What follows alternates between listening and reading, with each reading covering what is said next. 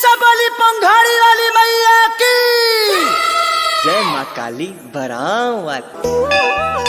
या देवी सर्वभूतेषु शक्तिरूपेण संस्थिता नमस्तस्यै नमस्तस्यै नमस्तस्यै नमो नमः। सूरज के लौके लागल देखा ललैया आहो भाग्य घरे सबके आवतार मैया।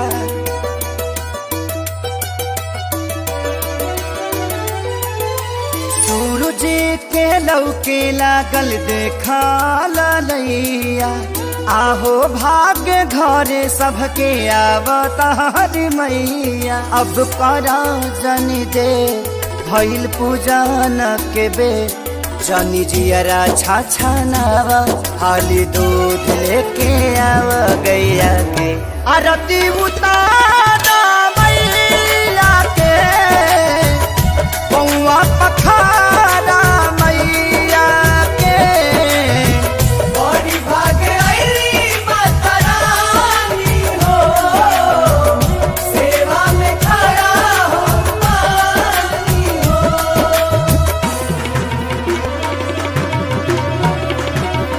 Presented by Adishakti Films.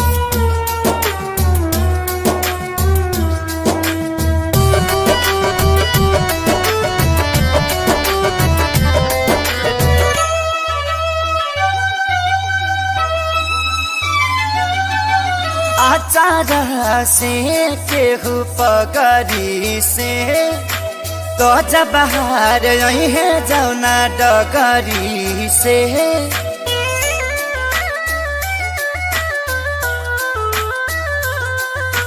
आचार से केहू पगरी से तो जब बाहर यही है जौना डगरी से।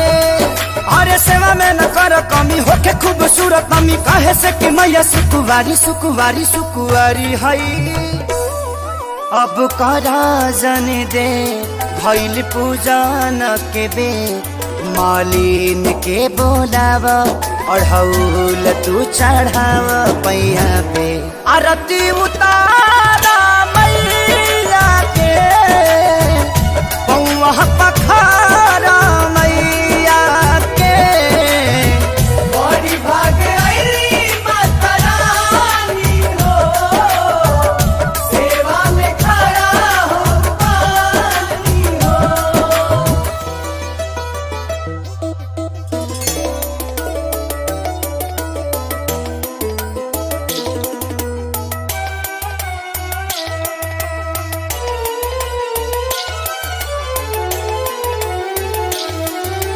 धरती के भाग दुए बेरा जागेला चाही तो कुआर बड़ा नेक लगेला।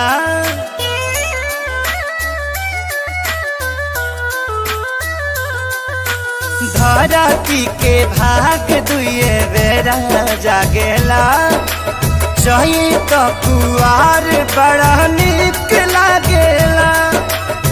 मुस्काते मैया आई गईली रंग नैया बेटा रखले सीखे सारी खेसारी खेसारी के।